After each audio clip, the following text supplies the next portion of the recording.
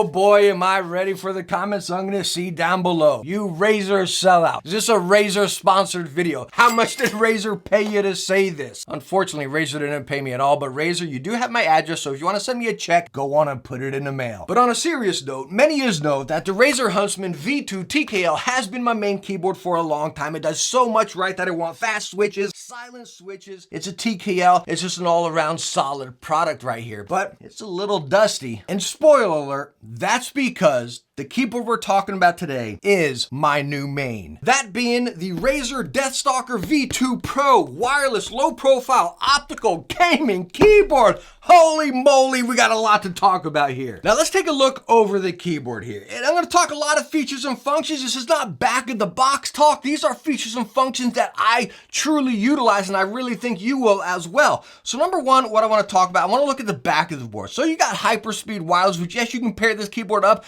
to one dongle with multiple devices like a keyboard and a mouse, bam, one dongle. Coming over here, USB-C charging. By the way, 40 hours on the full size with RGB halfway, 50 hours on the TKL RGB halfway. Coming over here, this is what I really like. You got 2.4 off, which you can run it wired, and then you have Bluetooth. Now these buttons, 1, 2, and 3, that is for your Bluetooth pairing. Bluetooth 5.0, by the way. And talking about Bluetooth, I know we don't use Bluetooth for gaming, right? You always got a slight delay right there. On top of it, you're probably not using a full-size keyboard for gaming. Well, some of us do, but again, for me, it's a little bit big, so I'm bonking into it quite a bit, but I did use this keyboard for an extensive period of time gaming to get my testing in. But I loved it so much, I'm like, all right, it's got these features that I love. Where can I put this? And I took it over to my Macs. I have two Macs sitting side by side, one for editing and the one over here for working, so I can multitask. I love getting stuff done quick and easy, you know? So anyways, I take this keyboard, I'm like, all right,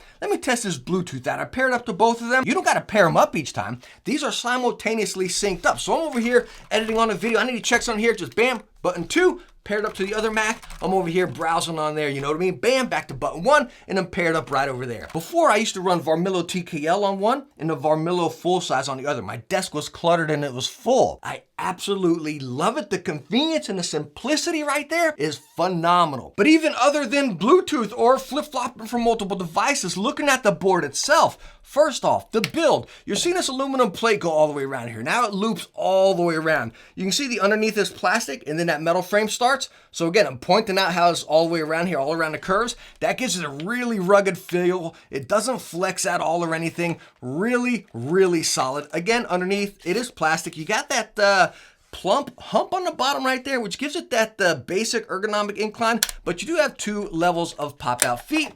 You have your storage down here, which is dongle storage, aka storage. Pop it out, you got your door, and then there is your dongle. Another amazing thing I love about this keyboard is the volume wheel. You're like, Techne, come on, it's a stinking volume wheel. There's multiple keyboards with that, right? Well, this volume wheel, first off, is metal. It's tactile. I don't know if you guys can catch that. You can press it down to mute and stuff. You got your media controller here, multiple press and all that, single press for skip, track, pause, all that kind of stuff, you know? Everything I talked about so far, the Bluetooth, the multi-button select, the volume wheel, all that will be on the TKL as well.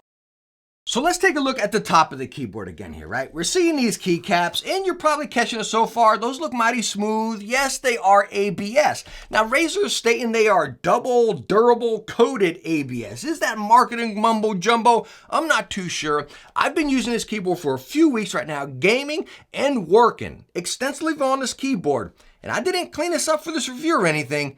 And you can see, it still looks really solid. It really does. You don't see that grease, you don't see that sweat, nothing on it. But of course, since they are ABS and this double durable coating, only time will tell how they are. But I can tell you right now, me using it, it looks brand spanking new and they still feel phenomenal. But I'm not done yet. Let's go on and flick it over to wireless mode here. You're gonna see the RGB fire up. I got a bunch of lights on. My RGB is set at 50%, but it's saved on red right here. The cool thing is you can go function control 1 through 7 and actually adjust your RGB right on the board, and it saves on the board. When you shut it down, it saves to it. No synapse needed. Absolutely love it right there. Other couple shortcuts. Again, you got your brightness up here, you got gaming mode, your macros and all that, but whatever, that's basic. Coming over here, this is something I really like about this. Function and the N key, and you can see those lights light up right there. Right underneath our shortcuts, bam, and it will turn off shortly. As you see, it goes away. But again, for function end, that is letting you know how much battery level you have left on the keyboard. Simple,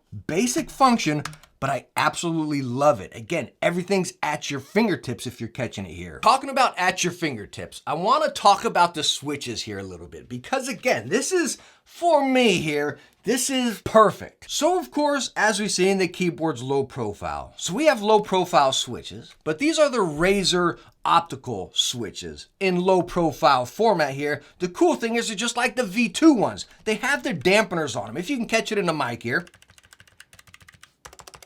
It's so cool because you don't get that loud, clanky sound. I love a low profile. I love a fast switch. I love a silent switch. And it's doing everything right here. By the way, you have 1.2 millimeters of actuation point, 2.8 millimeters of full travel, and 45 grams of force. Purple switches, which will come out at a later date, you got 1.5 and then 50 grams. But again, if you get this board, you gotta go with these red switches. They are a dream to type on.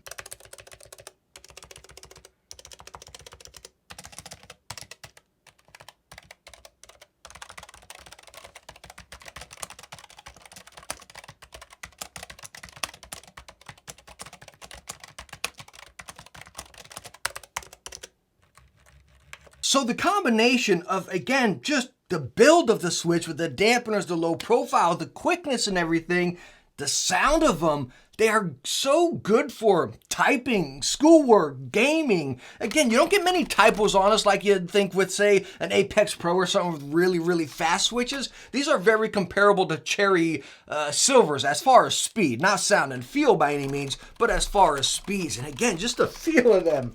Good night, I love them. All right, so there we go. We talked about the keyboard. I don't know if you're just excited as I am, but guys, again, perfection here, right? But we got a lot more to talk about here. Number one being how I talked about a TKL and then the full size. Well, it's also gonna come in wired as well. So what we're seeing, I'm looking at this graph right here. We're seeing the full size one is gonna be released now, the one we're talking about. In purple switches, it'll be Q4. The TKL one will come out in August, only coming in red switches, and I believe only in wireless. Now the full size will come in the wired version, which will come in red switches in August, and then again Q4 for purple switches. And now talking about price, and yeah, I need my phone out here. Y'all know I don't script or anything. I don't look at a little teleprompter. I test products, right? I don't study spreadsheets. Talking about price here, the Razer Deathstalker V2 Pro that we're looking at right here is gonna be $250. Okay, it's a little pricey. Hold on a second. The TKL, which again is going to be just wireless,